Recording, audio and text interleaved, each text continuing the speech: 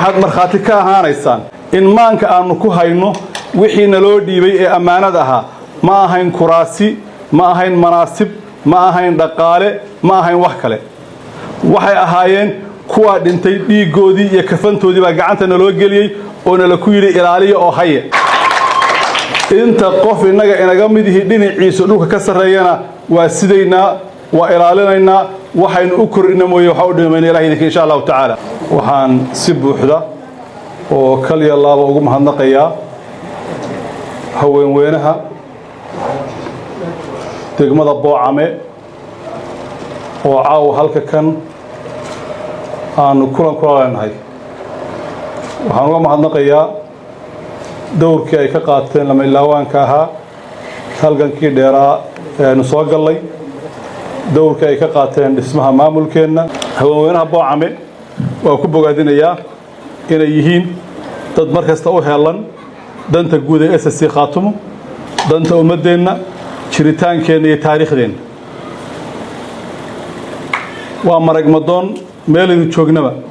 in hablaheennu ay yihiin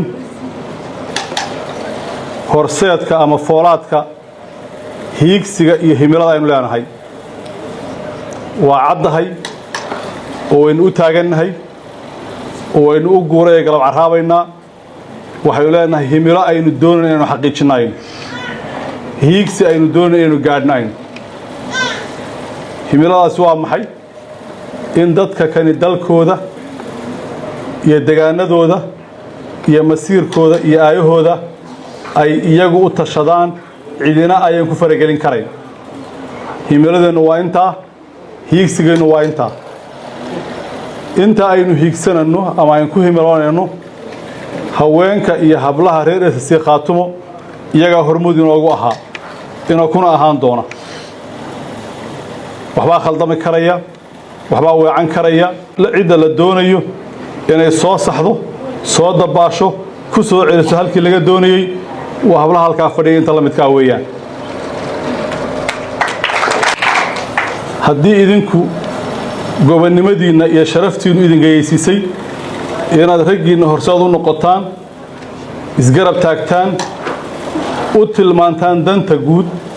ee deegaanka iyo dalka ragga iyo waxgaradka dhalinyaro waayeelba iyana waxa laga doonayaa inay gobonnimada kaga jawaabaan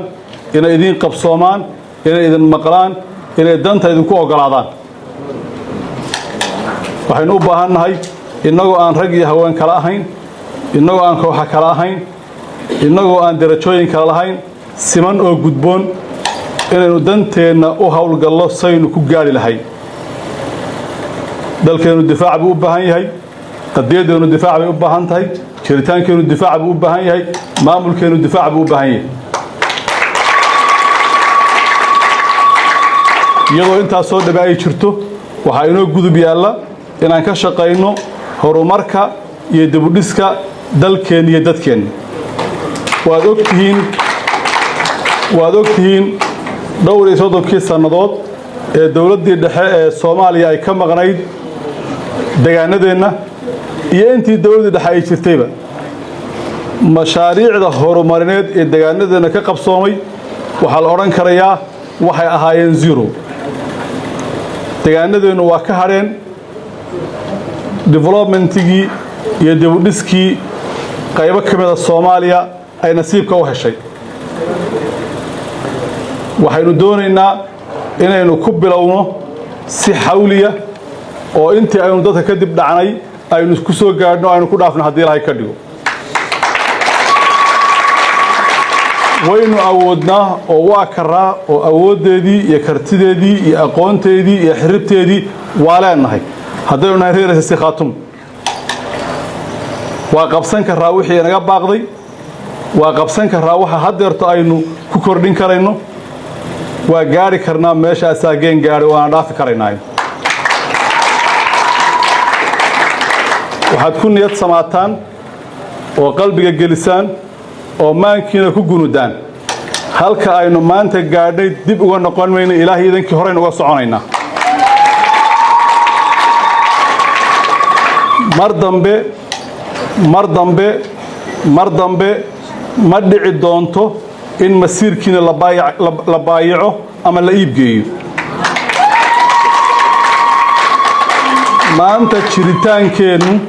maanta jiritaankeennu waa ka awood iyo qiimo badan yahay shalay siduu ahaa. 1,000 wiil baa u dhintay, 5,000 baa u naafooba u dhaawacmay, xabaalo wadareedyaal dadkii inamadeenii hablaheennii lagu wada guray. talada aynu guddoonsanayno mar kasta kuwaasaynu ka qayb gelinaynaa.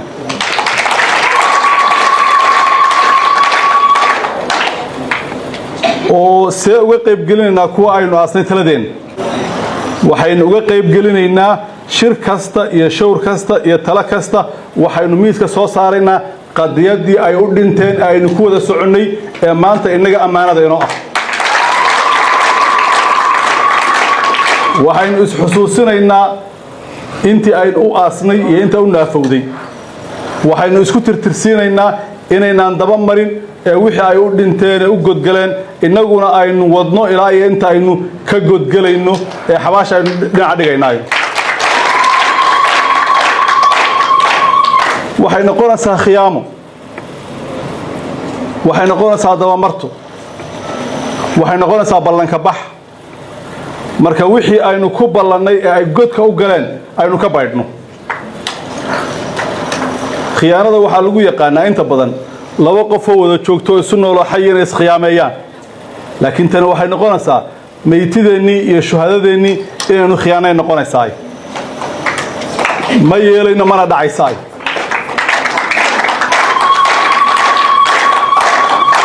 inamadeenii iyo hablaheennii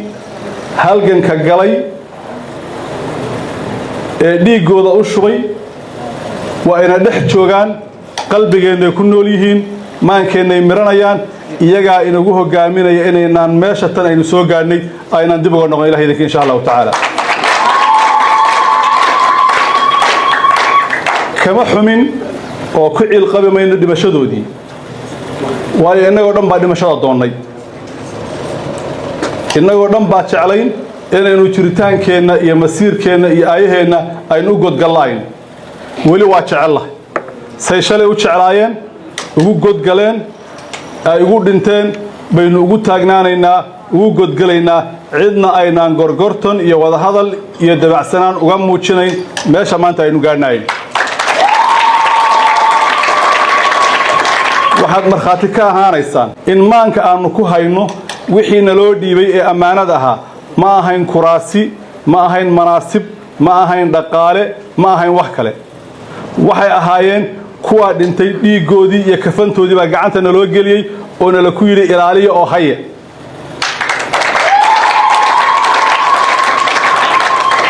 inta qof innaga inaga mid yihi dhinaciisa dhulka ka sarreeyana waa sidaynaa, waa ilaalinaynaa. waxaynu u kordhina mooye waxa u dhimayna ilahay idinka insha allahu tacaala. qadiyadeennu waxay u baahan tahay in loo midoobo, waxay u baahan tahay in loo wada jiro, waxay u baahan tahay inaan loo kala baydhin. khilaafka iyo midnimo la'aantu waxay ina geysiiyeen magaceennii iyo jiritaankeenii oo la waayey. magaceennii iyo jiritaankeenii waxaynu ku weynay midnimo la'aantii iyo khilaafkeennii. waxaa magaceennii soo noqday, waxaa jiritaankeenii dib u dhashay markii aynu midownay oo khilaafkeennii aynu gees ka dhignay. ma dhici doonto mar kale in masiirkeenna iyo jiritaankeenna aynu isku khilaafno oo magaceenna mar kale aynu khatar gelinno inuu meeshii uu gaadhay dib uga laabto.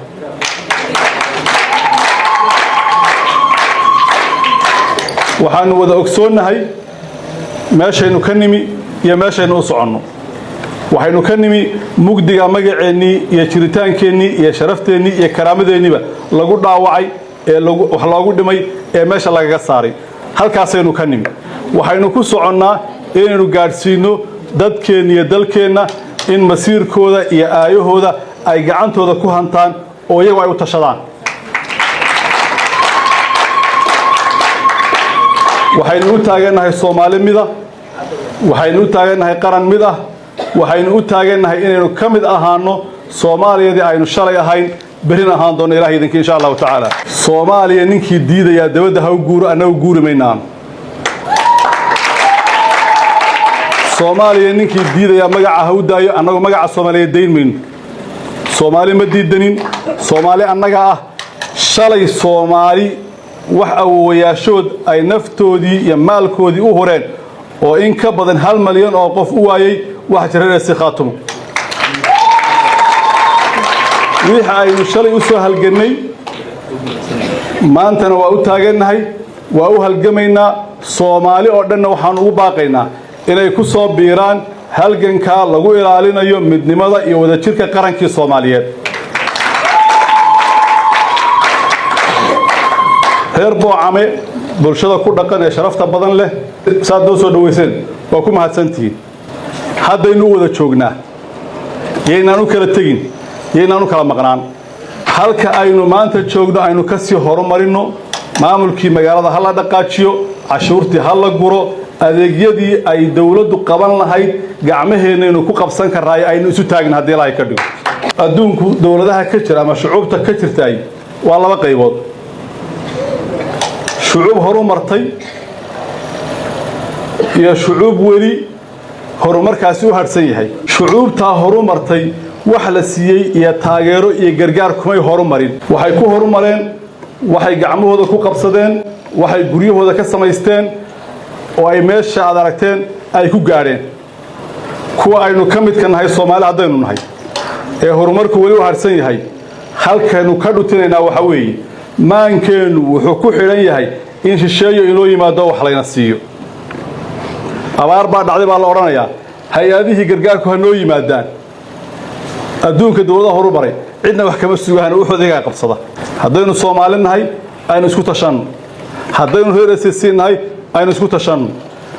heer boocama haddaynu nahay aynu isku tashanno waxa aynu qabsan karayno aynu ka horumarino waxa in laynoo qaban karayo ama inoo iman karaya ama aynu sugi karayno haddii ilaahay ka dhigo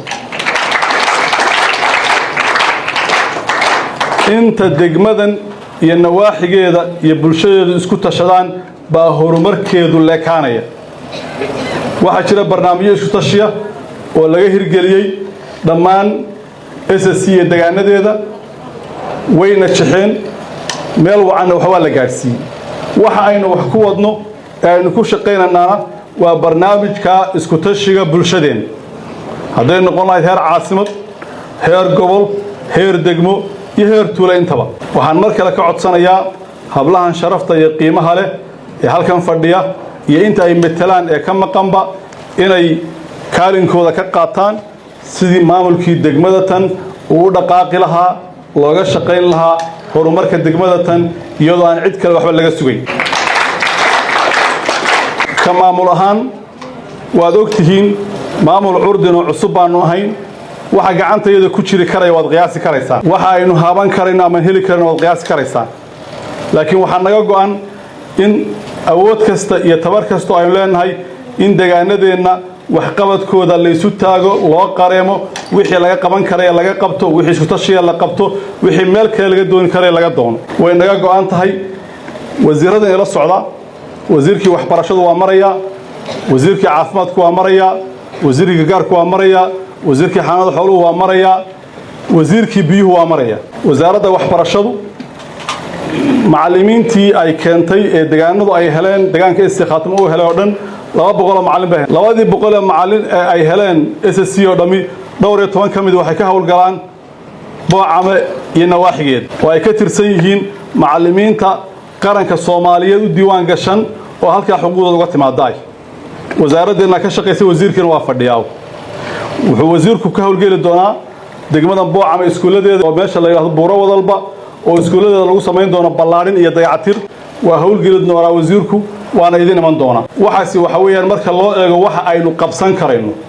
waxa aad qabsan karaysaan waxa degmada qabsan karayso baa ka weyn oo ka badan oo ka ballaaran waad ogeydeen laascaanood markii dagaalku dhamaaday muddo yar kadib laamiga guud ee magaalada dhexmareemeynka ee lambar 1 loo yaqaano ilaa iyo dhakhtarka weyn ee laascaanood laami qurux badan oo si wacan loo dhisay baa laga hirgeliyay muddo yar kooban gudaheed cidi wax uga deeqin meel wax looga keenin dawladda hoose cashuurtii ay ka qaadaysay hooyooyinka iyo shacabka laascaanood ku dhistay haddii gudoomiyaha iyo maamulkiisu ay bari hawl galaan oo cashuurtii aad kala shaqeysaan wadada weyn ee maynka booca ma dhaxmarta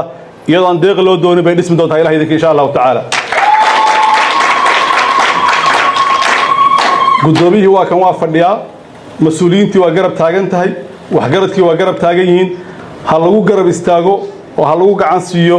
in shaqadaas ka hirgashay degmooyinka kale ee waaweyn ee SSC Khaatumo oo dhan halkan laga hirgeliyo ballanteenu waa isku tashi ballanteenu waa midnimo ballanteenu waa waxqabad ballanteenu waa wada jir hablaheenu waa lafdhabarkeennii waa nolosheenii waa mahuraankeenii madaxaad noo saaran tihiin qaybtiinna iyo wixii aad u qalantaanba waad ka helaysaan maamulkan ilaahay idinka insha Allah ta'ala waxaa jira dastuur ay leedahay ama ay leeyihiin reer SSC baa gacanta lagu qoraya gacanteenu ku qoran haddii ilaahay ka dhigo cidda qoraysa ay hablaheenu qayb bay ka noqon doonaan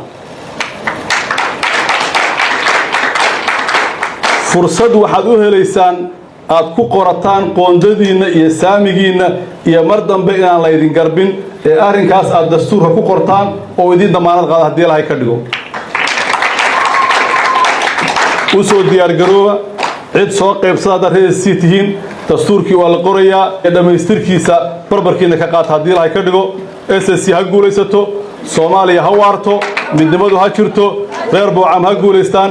hablaheenu ha guulaystaan